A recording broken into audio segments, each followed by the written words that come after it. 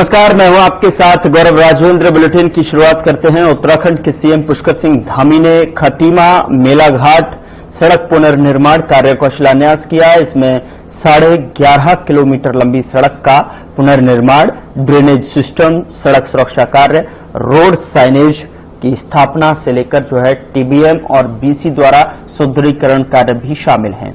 इस दौरान उन्होंने कहा कि यह सड़क भारत नेपाल सीमावर्ती संपर्क का एक महत्वपूर्ण मार्ग है। उन्होंने कहा कि सड़क सुधारीकरण से खटीमा और आसपास के ग्रामीण क्षेत्रों को मिलने वाली सुगम यातायात की सुविधा के साथ ही सीमावर्ती व्यापार, पर्यटन और शिक्षा से जुड़े अवसरों को भी नई दिशा मिलेगी। सीएम धामी ने कहा कि सड़क निर्माण कार्यों के साथ भू कटाव को रोकना, स्थानीय जल निकासी व्यवस्था के सुधार पर भी विशेष ध्यान दिया जाएगा ताकि सड़क लंबे समय तक टिकाऊ और सुरक्षित बनी रहे।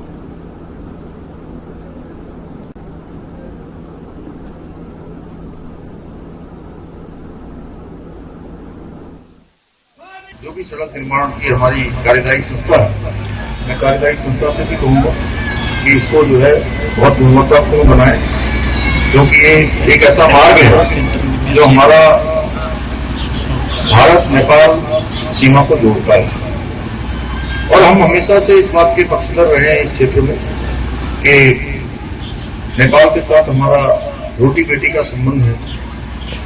उनको भी इस सड़क से आगमन करना होता है। और अब इस दौरान सभी त्योहार भी हमारे आ रहे हैं।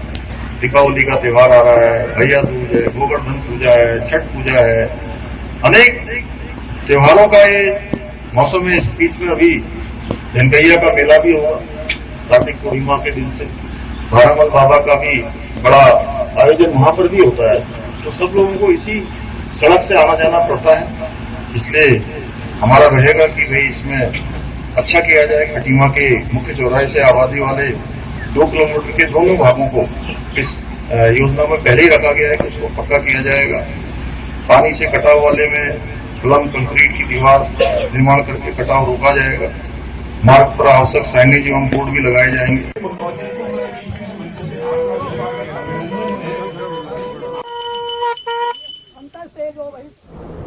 उधर दीपावली पर्व से पहले देहरादून समेत राज्य भर में खाद्य सुरक्षा विभाग जांच में जुट गया है। खाद्य पदार्थों के साथ ही मिठाई, दूध, मक्खन, पनीर के सैंपल लिए जा रहे हैं। देहरादून में जिला खाद्य सुरक्षा अधिकारी मनीष कुमार सायना के नेतृत्व में सभी विभागीय कर्मचारी और अधिकारी त्योहारों पर आम जनता की सेहत के साथ खिलवाड़ करने वाले मिलावटखोरों के खिलाफ लगातार जांच कर रहे हैं। उन्होंने बताया कि अभी तक 65 खाद्य पदार्थों के सैंपल लिए जा चुके हैं। उसके साथ ही ऋषिकेश में रुड़की क्षेत्र से आई एक गाड़ी से दूध भी और घी और मावा के सैंपल लिए गए हैं, जिनकी रिपोर्ट आने के बाद कार्रवाई की जाएगी।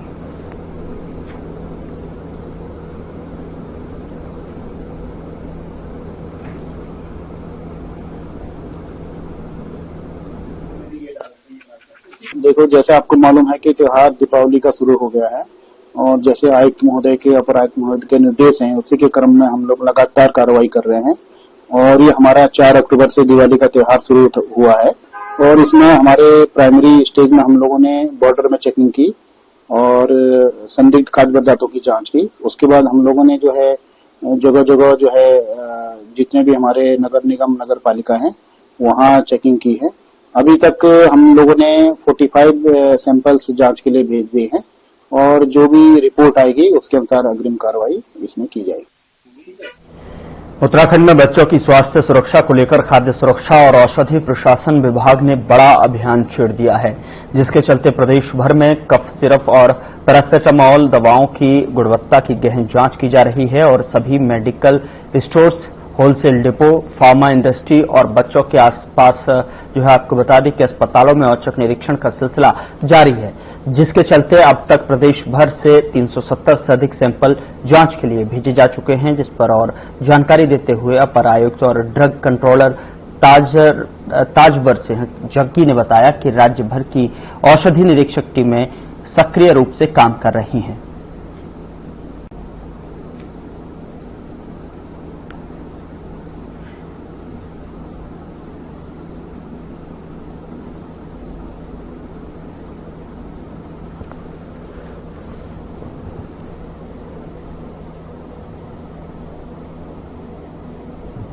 घटित हुई है उसके संबंध में हमने अपने स्टेट के अंदर पैरासीटामोल सिरप जो कि बच्चों में दिया जाता है, छोटे बच्चों में जो दिया जा रहा है, तो हमने उसमें क्योंकि उसमें भी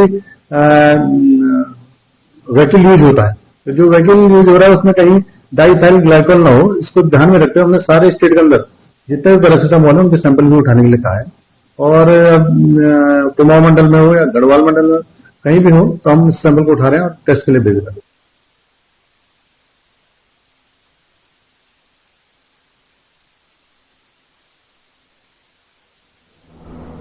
देश भर में दीपावली त्योहार की धूम देखी जा रही है, तो वहीं इस त्योहार में लोग बढ़ चढ़कर खाद्य पदार्थों की खरीदारी करते हैं, जिसमें मिठाई और दूध से बने उत्पाद शामिल हैं। यही वजह है कि त्योहारी सीजन के दौरान मिलावटखोरी का मामला काफी ज्यादा देखने को मिलता है। दरअसल आपको बता दें कि जिसको देखते हुए एफडीए की टीम पूरी तरह से अलर्ट मोड पर है, जिसके चलते देहरादून के पटेल नगर में छापेमारी के दौरान एफडीए की टीम ने 50 क्विंटल रसगुल्ला जब्त किया है।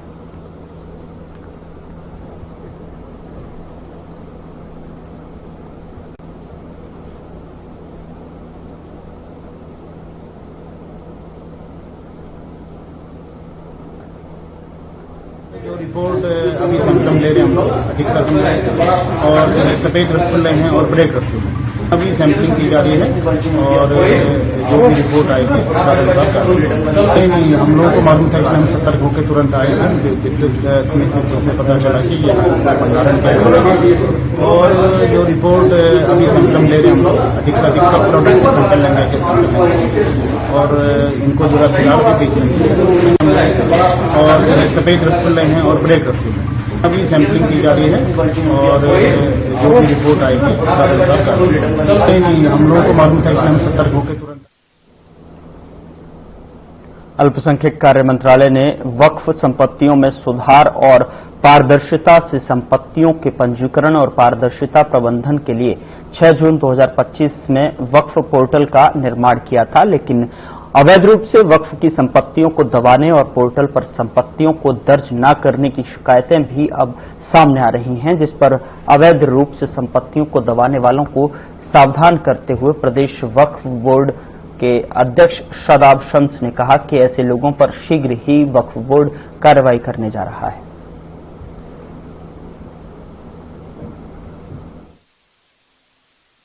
माफिया है, वक्फ इंक्रोचर है या वक्फ का बेनिफिशियरी है जो अवैध तरीके से वक्फ की संपत्तियों को दबा के बैठा है, वो वक्फ को दर्ज नहीं कर रहा है। तो ऐसे लोगों के खिलाफ वक्फ बोर्ड सख्त से सख्त कार्रवाई करने के लिए अब कमर कस चुका है। लेकिन लगातार हम ये भी अनुरोध कर रहे हैं, जागरूकता अभियान भी चला रहे हैं और लोगों से, तमाम लोगों से, मीडिया के माध्यम से भी, सोशल मीडिया के माध्यम से भी, पोर्टल्स के माध्यम से भी हम लगातार ये अनुरोध कर रहे हैं कि सब लोगों से अनुरोध है कि वो अपनी जो वक्फ की संपत्तियां हैं उसको वक्फ उम्मीद पोर्टल पर दर्ज करें। उसको हमने 3 चरण में लिया है, चेकर, मेकर और अप्रूवर। तो मेकर वही के लोग, चाहे वो कमेटी को वक्फ ने बनाया हो या ना बनाया हो, पुरानी कमेटी हो या मौजूदा कमेटी हो, उस कमेटी का समय समाप्त हो गया हो, कमेटी को लोगों ने सोसाइटी रजिस्टर्ड कराया हो या लोगों द्वारा, गांव के लोगों द्वारा कोई कमेटी बना दी गई हो। अगर वक्फ की कोई भी संपत्ति, वो संपत्ति जिसको मुसलमान अपने धर्म के लिए इस्तेमाल कर रहा है, उसको वक्फ में दर्ज नहीं करता। अक्टूबर का महीना चल रहा है, वहीं मौसम विभाग के वैज्ञानिक रोहित थपलियाल ने पुनर्नुमान जताते हुए कहा कि आने वाले 2 दिनों में प्रदेश के पर्वतीय क्षेत्र जैसे उत्तरकाशी, रुद्रप्रयाग, चमोली, बागेश्वर जनपद की बारिश और अधिकतम स्थानों पर मौसम सामान्य रहेगा।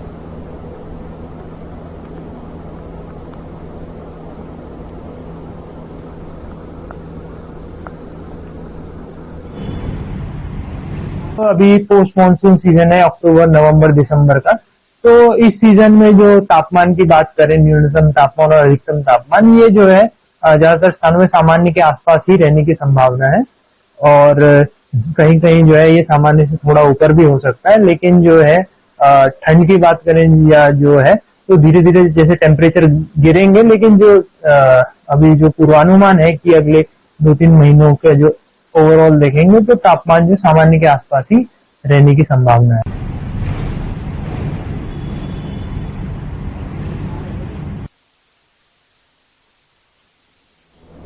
उत्तराखंड में धामी सरकार ने राज्य कर्मियों को दीपावली पर बड़ा तोहफा दिया है। दरअसल इस त्योहार पर सरकार ने राज्य कर्मियों को न केवल महंगाई भत्ता देने का फैसला किया है, बल्कि दीपावली पर बोनस देने से जुड़ा आदेश भी जारी किया गया है। बता दें कि राज्य सरकार ने अराजपत्रित श्रेणी के राज्य कर्मचारी, राजकीय विभागों के कार्य प्रभावित कर्मचारी, सहायता प्राप्त शिक्षक, प्राविधिक शिक्षण संस्थानों के कर्मी और स्थानीय निकायों, जिला पंचायत के कर्मचारी के साथ ही दैनिक वेतन भोगी कर्मचारियों को भी साल 2024-25 के लिए तदर्थ बोनस दिए जाने का फैसला किया है।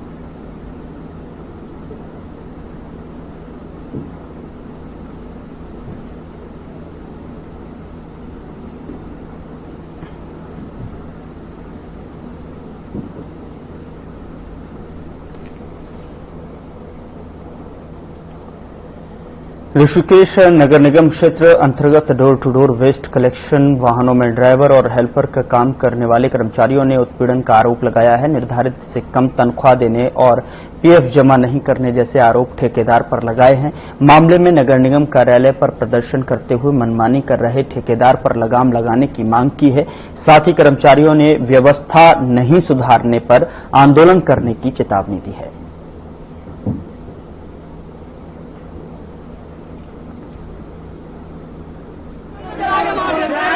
मेरा नाम कल्याण सिंह नेगी है और आज सुबह ठेकेदार आया था।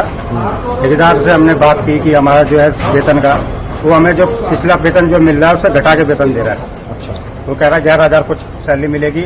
हमने कोई हमारे साथ कोई कैजुअलिटी हो जाती है या किसी के परिवार में कोई दिक्कत आ जाती है तो कह रहा मैं सैलरी काट दूंगा, उससे हमें कोई मतलब नहीं है। वो हमारा साथ देने को तैयार नहीं, ना हमारी बात में।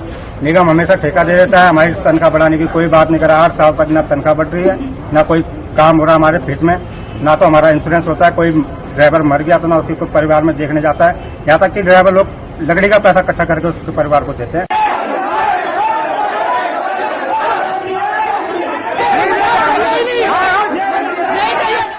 उत्तराखंड के पहाड़ी क्षेत्र में युवाओं के पलायन को रोकने के लिए बीजेपी विधायक विनोद चमोली ने सरकार से एक खास अपील की है। विधायक विनोद चमोली ने कहा कि अक्सर देखने में मिलता है कि कुमाऊं मंडल के युवाओं की सरकारी नौकरी गढ़वाल मंडल में और गढ़वाल मंडल के युवाओं की नौकरी कुमाऊं मंडल में आवंटित हो जाती है। साथ ही आपको बता दें कि ऐसे में वह अपने घरों से और क्षेत्र से दूर हो जाते हैं।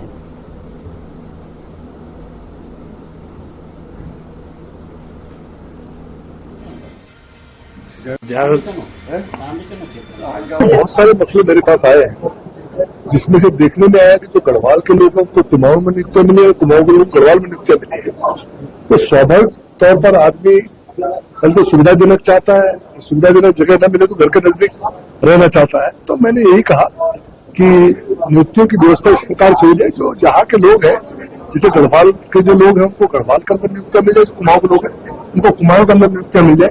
आदमी घर के नजदीक रहेगा तो निश्चित तौर पर वो पहाड़ों में भी रहेगा, अपने घर की देखभाल भी कर पाएगा और उससे पलायन भी रुकेगा। कुछ समझ बना रहा क्या करना, कोई बड़ा काम तो हो नहीं रहा।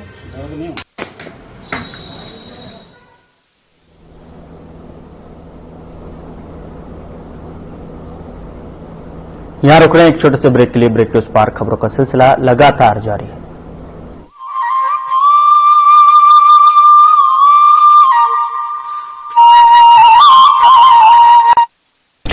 लोग खाते पीते तो बहुत बढ़िया हैं, पर फिर भी उनकी सेहत नहीं बनती। पिचके हुए गाल हैं, हड्डियां निकली हुई हैं, पैंटें ढीली हैं, कपड़े जचते नहीं, कोई पर्सनैलिटी नहीं। ऐसे लगता है उधर से खाए जा रहे हैं, उधर से निकले जा रहा है, क्योंकि उनका पाचन तंत्र खराब है। और जब तक के पाचन तंत्र दुरुस्त नहीं होगा, वो जितना मर्जी अच्छे से अच्छा खा ले, उनकी सेहत नहीं बन सकती। इसलिए हमारी संस्था सन्यासी आयुर्वेदा ने एक ऐसी दवा का निर्माण किया है जो कि आपके लिवर को, आपके पाचन तंत्र को दुरुस्त करने का काम करती है, ताकि आप जो भी खाएं उसका पूरे का पूरा निचोड़ आपके शरीर को लगे, आपकी भूख बढ़े, खाया पिया सही से लगे, नया खून बने, हड्डियों में जान आए, वजन बढ़े और आप मोटे तगड़े खूबसूरत पर्सनैलिटी के मालिक बन जाएं। सिर्फ 655 रुपए की पूरे 1 महीने की दवा होती है और आप इसे घर बैठे 01145454545 पर फोन करके दवा मंगवा सकते हैं। स्वावलंबी हो रहा प्रदेश का युवा, सशक्त हो रहा उत्तराखंड। मुख्यमंत्री पुष्कर सिंह धामी के दूरदर्शी फैसलों और पारदर्शी नीतियों से उत्तराखंड में रोजगार की बयार बह रही है। युवाओं की लाचारी और भ्रष्टाचार की मार पुरानी बात हो गई है। अब युवाओं की मेहनत को समय रहते सही परिणाम मिल रहा है। ऐतिहासिक नकल विरोधी कानून के लागू होने के बाद उत्तराखंड में प्रतियोगी परीक्षाओं में पारदर्शिता आई है। समयबद्ध ढंग से न सिर्फ विज्ञप्ति निकल रही हैं, बल्कि परीक्षा के बाद चयन भी हो रहा है। यही वजह है कि धामी सरकार के कार्यकाल में अब तक 25,000 से ज्यादा युवाओं को सरकारी सेवाओं में रोजगार देने का रिकॉर्ड बना है। पिछले 2-3 वर्ष उत्तराखंड में प्रतियोगी परीक्षा की तैयारी कर रहे छात्रों के लिए काफी अच्छे रहे हैं। उसका महत्वपूर्ण कारण ये है कि एक तो निरंतर रूप से परीक्षाएं आयोजित हो रही है, समयबद्ध रूप में परीक्षाओं के परिणाम भी आ रहे हैं, और परीक्षाओं में सबसे महत्वपूर्ण विषय रहता है पारदर्शिता और शुचिता का, वो इंश्योर हुआ है। मुख्यमंत्री पुष्कर धामी ने महिलाओं के सामाजिक आर्थिक सशक्तिकरण की दिशा में साहसिक कदम उठाया। सरकारी नौकरियों में महिलाओं के लिए 30% क्षैतिज आरक्षण के प्रावधान से प्रदेश की महिलाओं को रोजगार में समान अवसर मिल रहे हैं। हमारी सरकार की कई सारी पहल में से एक जो क्रांतिकारी पहल रही है वो है 30% महिला आरक्षण बिल, जिसके माध्यम से न कि सिर्फ उत्तराखंड की महिलाओं को रोजगार में एक नए अवसर, बल्कि उनकी जो भागीदारी है उसको भी हमने बढ़ते हुए रूप में देखा है। इसके लिए हम हमेशा ही उत्तराखंड सरकार के आभारी रहेंगे। कुशल युवाओं को रोजगार देने के लिए राज्य सरकार लगातार रोजगार मेले आयोजित कर रही है। इन सभी प्रयासों से सरकारी सिस्टम पर युवाओं का भरोसा मजबूत हुआ है। उम्मीदों को पंख लगा रही उत्तराखंड सरकार, युवाओं को मिल रहा रोजगार।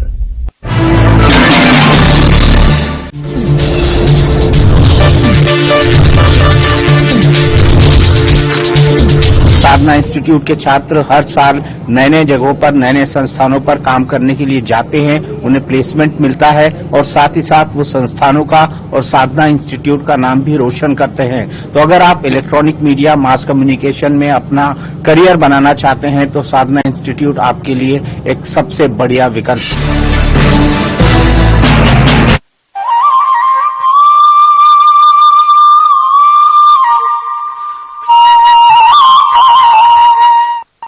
ब्रेक के बाद स्वागत है आपका। खबरों में आगे बढ़ते हैं। दीपावली के मौके पर लक्ष्मी को प्रसन्न करने के लिए उल्लुओं की बलि देने की कई जगहों पर प्रथा है। इसके लिए कई बार जंगलों में बड़े पैमानों पर उल्लुओं का शिकार होता है, जिसको देखते हुए वन विभाग अधिकारियों ने शिकार की घटनाओं पर रोक लगाने के लिए अलर्ट जारी किया है। इसको लेकर वन विभाग के मुख्य वन संरक्षक समीर सिन्हा ने कहा कि दीपावली बहुत हर्ष उल्लास का पर्व है, लेकिन अज्ञानतावश या लालच के कारण लोग इस समय वन्य जीवों के शिकार का प्रयास करते हैं।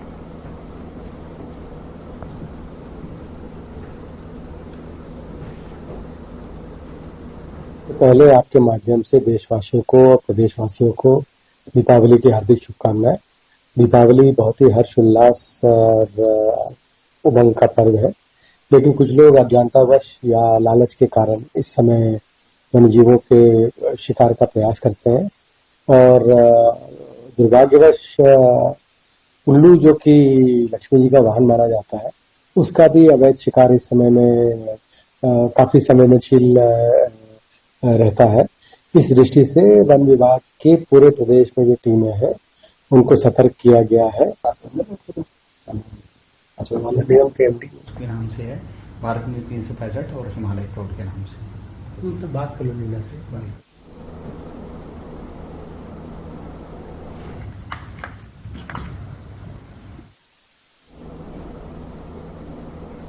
नगर पंचायत दिनेशपुर की पूर्व अध्यक्ष सीमा सरकार की बेटी निशा सरकार को स्वास्थ्य विभाग में एचडी मेरिट लिस्ट में उत्तराखंड में टॉप 3 पोजीशन प्राप्त करने पर स्थानीय लोगों ने बधाई और शुभकामनाएं दी हैं। इस दौरान निशा सरकार ने कहा कि इंसान अपनी लक्ष्य को लेकर मेहनत करें तो कुछ भी हासिल किया जा सकता है। उन्होंने अपनी सफलता का श्रेय अपने माता पिता और विद्यालय के शिक्षकों को दिया है। निशा के पिता बीजेपी के पूर्व मंडल अध्यक्ष हिमांशु सरकार ने अपनी बेटी की सफलता पर भावुक होकर कहा कि निशा केवल मेरी बेटी नहीं, वह दिनेशपुर की बेटी है। उसने दिनेशपुर का मान बढ़ाया है।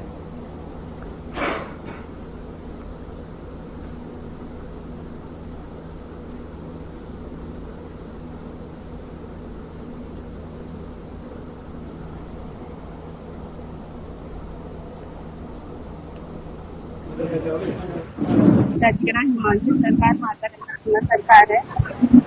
मैंने बीएमएस का 2018 में मैंने बीएमएस करा। फिर मेरा बीएमएस कंप्लीट होने के बाद फिर मैंने एमडी आगे बढ़ने के लिए मैंने एमडी के लिए तैयारी करी 1 साल। उसके बाद फिर मेरा सिलेक्शन हो चुका है उत्तराखंड 3rd रैंक बना है, जिसमें मेरा उसमें एमएस गायनिकोलॉजिस्ट मतलब इससे प्रसूति विशेषज्ञ में मेरा चयन हुआ है। उसमें मैं 3 साल आगे और अपनी पढ़ाई करूंगी। उसके बाद फिर मैं एज अ गायनिकोलॉजिस्ट मैं कहीं पे भी मतलब अपने प्रैक्टिस कर सकती हूँ। मैं अपने मम्मी पापा को बोलना चाहूंगी, इनका हमेशा से बहुत हो रहा है। मुझे किसी चीज की कोई दिक्कत नहीं, मैंने हमेशा इनको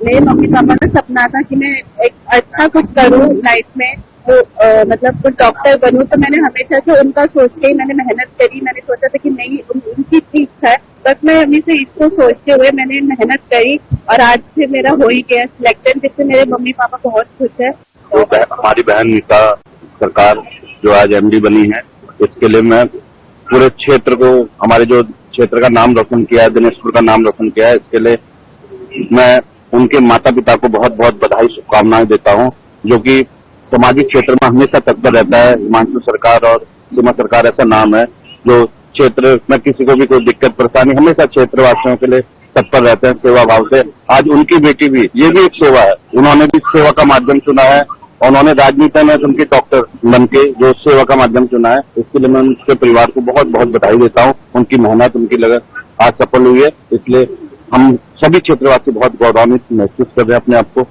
शुरू से ही मेधावी छात्रा रही है और हमेशा ये सरलता से अपनी पढ़ाई करती रही। 2003 में इसका किड्स पैराडाइज पब्लिक स्कूल में एडमिशन हुआ और 12th भी इसने उसी विद्यालय से पास किया और उसी सत्र में ही इसका बीएमएस में सिलेक्शन हो गया और वर्तमान में एमडी के रूप में इसका सिलेक्शन हुआ है। और शुरू से ये मेहनती थी, हमें उम्मीद थी कि ये कुछ ना कुछ करेगी, और भी ज्यादा उम्मीद है, हमें अभी भी उम्मीद है। और पहली बार में उसने बीएमएस का क्वालिफाई किया और बीएस के बाद पहली बार में उन्होंने एमडी गाय नहीं स्त्री एवं प्रसूति रोग विशेषज्ञ का उन्होंने पेपर दिया था, वो सिलेक्शन उसका हुआ है और इस टाइम जो है ऋषिकुल हरिद्वार में मेडिकल में पढ़ाई। जनपद गढ़वाल के ग्रामीण क्षेत्रों में गुलदार और भालू के आतंक ने दहशत जदा ग्रामीणों और जिला पंचायत सदस्यों और जनप्रतिनिधियों ने विरोध स्वरूप जो है कलेक्ट्रेट परिसर के आगे सांकेतिक धरना प्रदर्शन कर नाराजगी व्यक्त की। तो वहीं इस दौरान धरना प्रदर्शन कर रहे जनप्रतिनिधियों की गुहार सुनने के लिए जिला अधिकारी और समक्ष अधिकारी मुख्यालय से नदारत दिखे, जिस पर प्रदर्शनकारियों ने चेतावनी देते हुए कहा कि अगर प्रशासन और वन विभाग ने पीड़ित ग्रामीणों की नहीं सुनी और उन्हें जंगली जानवरों से निजात दिलाने के लिए कारगर पहल नहीं की तो पूरा गांव जन आंदोलन। 40 मवेशियों का अपना शिकार बना चुका है। वो अभी जस्ट कल ही उसने एक गाय को मारा है और बहुत बुरी तरह वो उनका हाल कर रहे हैं सर। आगे ओर से कुछ खास प्रक्रिया हुई नहीं है। प्रक्रिया मतलब जो होती है, हमने जो प्रोसेस होता है हमने पूरा किया। हमने अपने यहाँ के रेंजर साहब को पहले ज्ञापन दिया, फिर उसके बाद हम यहाँ डीएफओ सर के पास आए, उनको ज्ञापन दिया, फिर उसके बाद हम डीएम साहिबा के पास आए, उनको ज्ञापन दिया। हम वन मंत्री जी को भी हमने ज्ञापन दे चुके हैं। तो हुआ कुछ भी नहीं है। मतलब वन टीम आई है लेकिन 2-4 लोगों से कुछ नहीं होगा सर। 4 लोगों की टीम आई है। हमारा मानना ये है कि कम से कम 50 लोगों की टीम वहाँ पे दे और उनके पास पूरे संसाधन हो, कैमरे हो, उनके पास कैमरे हो, पिंजरा हो। एक पिंजरा जा रखा है सर और 4 गांव में अटैक करो। कांग्रेस कमेटी के द्वारा और जिला पंचायत राज क्षेत्र में जो बालू का आतंक हो रहा उसके संबंध में उन्होंने ज्ञापन दिया जिलाधिकारी महोदय के लिए। जैसा कि हम देख रहे हैं लगातार कुछ समय से ये इस तरह से जो जानवर पर हमला हो। हमारी ये मांगे है कि हमको भालू ने इतना परेशान कर रखा है, इतना परेशान कर रखा है। खुद मैं अपनी बात करूं तो हमारी 4 बच्चों सहित मैं छानी में रहता हूं और भालू हर तीसरे दिन में मेरे अकेले गांव पिछोली में जो है 13 मवेशी मार दिए उसने, 13 गाय, 3 तो कल रात को मारे और 4 गांव में 40 से ऊपर मार दिए 2 महीने के अंदर। तो हम प्रशासन से ये करें, ऐसे नहीं कह रहे कि प्रशासन कुछ भी कर रहा है, प्रशासन भी था वहां पे लेकिन उनका बच्चा कुछ है नहीं। ये तो मैं अपनी तरफ से बोल, क्योंकि मैं उनके साथ में था। तो जब भालू चलने दी जा रही तो वो खड़े, हमारा बस नहीं है। बंदूक लेके जा रहे तो हम आगे जा रहे तो वो पीछे से। फिलहाल बुलेटिन में इतना ही। नमस्कार।